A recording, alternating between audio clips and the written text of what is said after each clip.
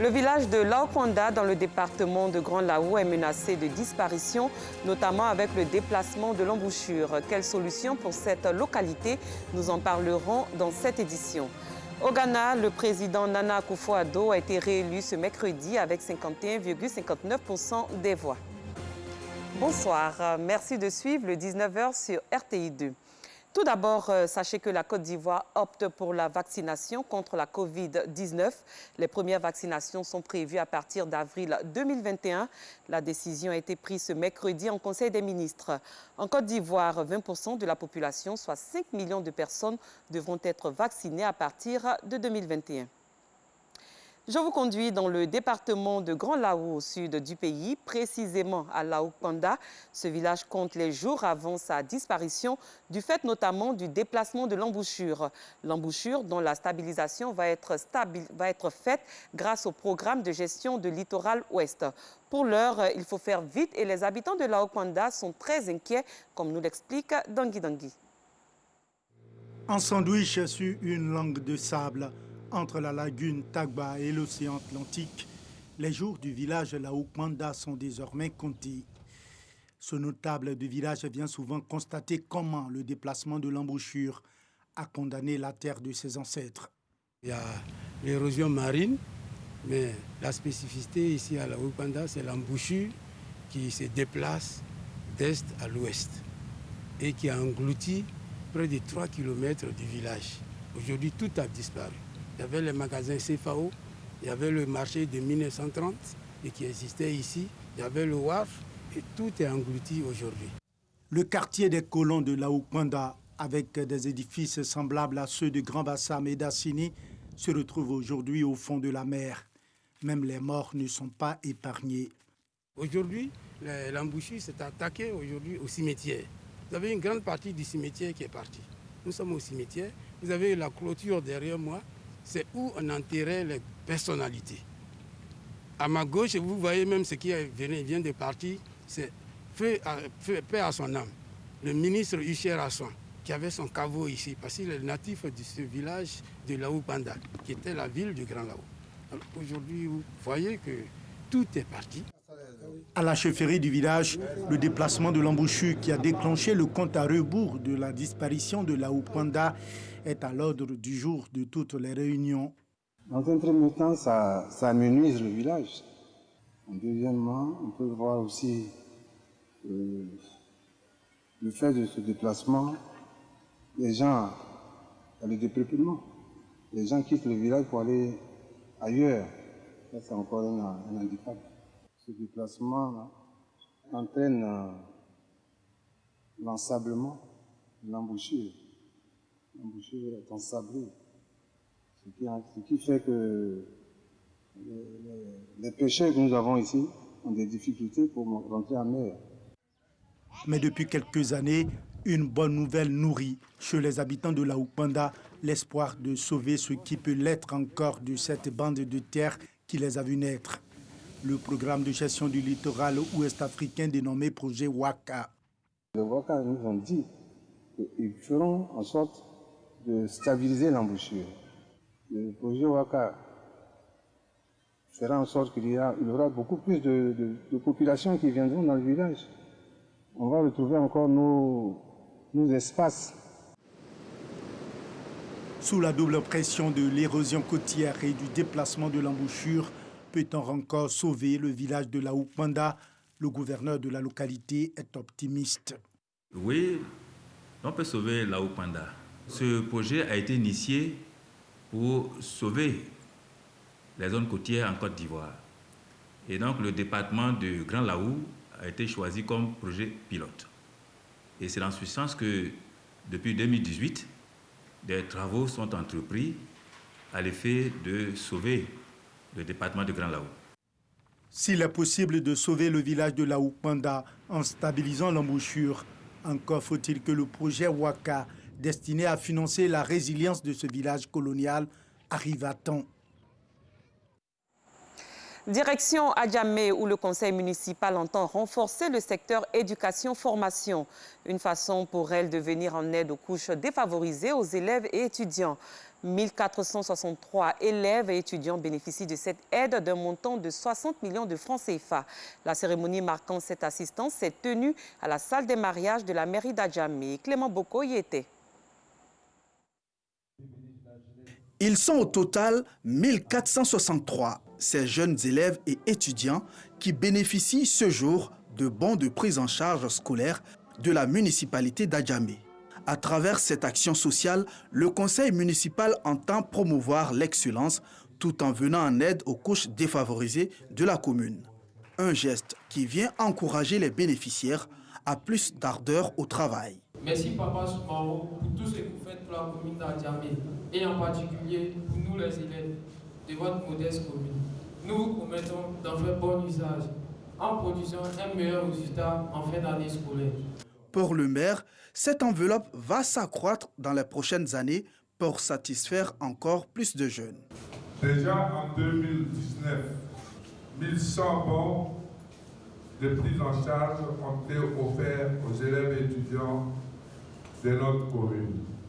Fidèles à notre engagement citoyen et social, nous avons l'immense plaisir d'octroyer aux élèves et étudiants d'Adjamé 1463 bons de prise en charge en scolaire pour un budget global de 60 millions de francs CFA. Aux bénéficiaires, nous voulons vous témoigner notre sympathie et nos encouragements. Sachez que le conseil municipal tient à votre formation et tient à ce que vous appreniez sans difficulté et que vous excelliez afin de devenir des citoyens de développement. Chaque année, le conseil municipal offre des prises en charge scolaires aux jeunes d'Adjamé.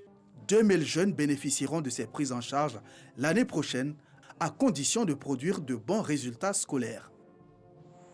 Dans un autre registre, le programme d'appui au développement des filières agricoles et la fondation sud-coréenne SAEMOL intensifient la formation des jeunes en entrepreneuriat agricole. À Sakassou, région de Gweke, une centaine de jeunes venus de 5 régions du pays ont vu leurs capacités renforcées en matière de création d'entreprises agricoles.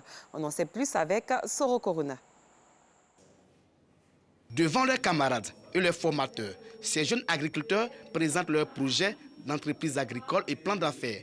Projets qui prennent en compte le respect de l'environnement et la capacité de générer des emplois. La volonté de la Fondation et de ses partenaires, c'est de faire émerger une nouvelle génération d'entrepreneurs conscients de l'environnement et ayant la volonté de le protéger. Les fruits et légumes que nous consommons sont produits à base de produits chimiques et ça nous rend malades. Je veux faire des produits bio afin de diminuer le taux de mortalité.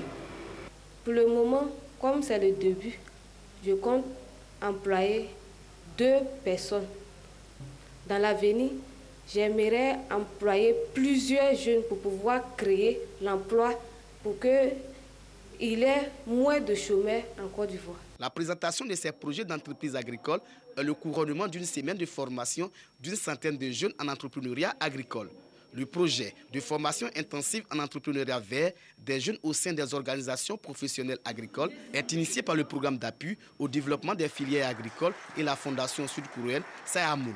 Ils ont choisi des filières agricoles, l'élevage, le riz, la fraise, la transformation de légumes, l'apiculture. Ils doivent nous sortir un projet entrepreneurial qui pourra répondre à des besoins spécifiques dans leurs différentes localités et apporter le développement.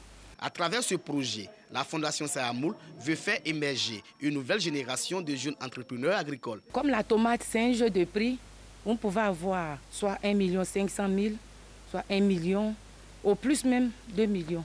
À la fin de la formation, le meilleur projet et plans d'affaires seront accompagnés techniquement et financièrement par la Fondation. La Fondation SAEMOL est présente en Côte d'Ivoire depuis une décennie.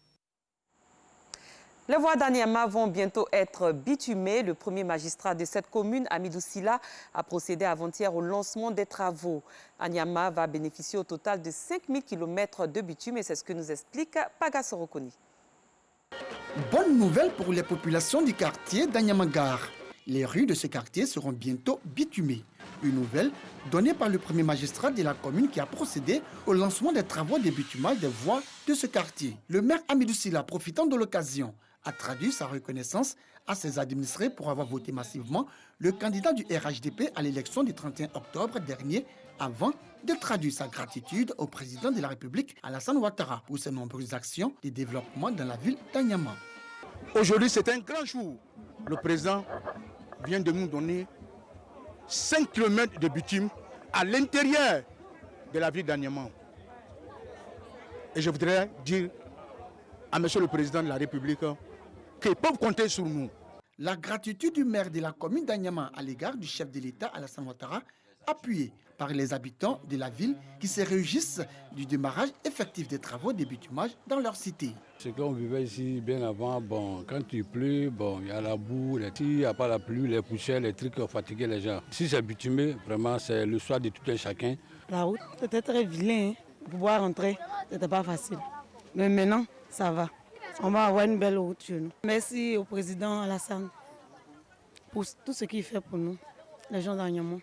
Je remarque que il y a eu des changements à propos de la voie. J'aimerais dire merci au président de la République pour ce qu'il fait pour la Côte d'Ivoire.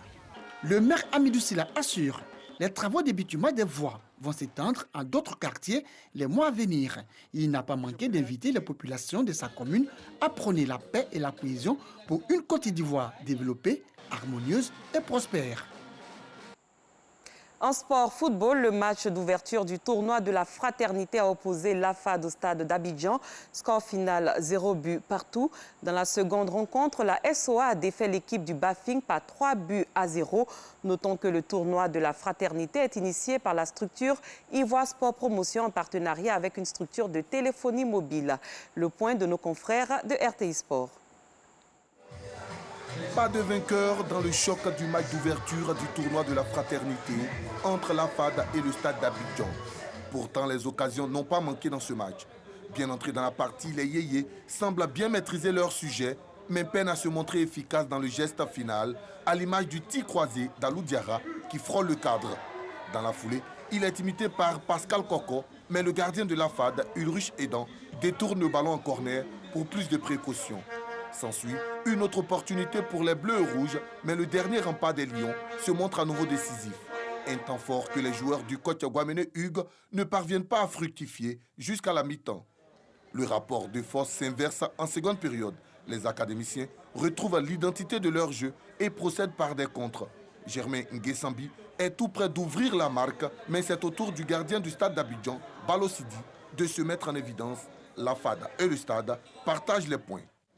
Contrairement au match inaugural soldé par un nul blanc, la seconde affiche entre la SOA et l'entente sportive de Bafing est prolifique en but. Face à la modeste formation du Bafing, les militaires déploient l'artillerie lourde incarnée par leur capitaine Pondé Ange qui convertit la première véritable occasion franche au quart d'heure de jeu. Un acquis d'un but que les Soja préservent jusqu'à la mi-temps. À la reprise, les hommes du colonel le président Kone Mamadou repartent sur les mêmes bases et font tourner à nouveau leur canon grâce à Innocent Kodjo. À 2-0, les poulains du coach Karim Ouattara essaient tant bien que mal de s'offrir des opportunités, mais offrent des boulevards aux champions de Côte d'Ivoire 2019. Romain Cuyo profite d'une erreur du gardien pour sceller la victoire de la SOA avec un troisième but. On marque 3 buts sans en prendre, c'est pas mal, c'est déjà bien pour le début. Je pense qu'il y a quand même du boulot à faire encore, il y a beaucoup à faire. Un succès qui permet à la SOA d'afficher clairement ses ambitions dans la poule A du tournoi de la fraternité. Ailleurs, les résultats de la présidentielle de lundi sont connus au Ghana. Le président Nana Akufo-Addo, leader du nouveau parti patriotique, a été réélu aujourd'hui avec 51,59% des voix.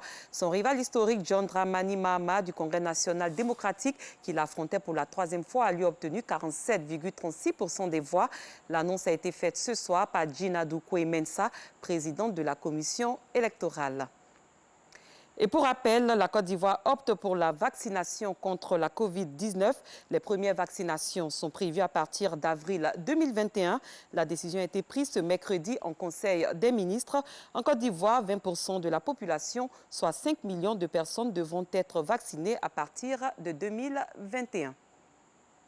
C'est la fin de ce journal. Merci de votre attention. Très bonne soirée. À demain pour une autre édition.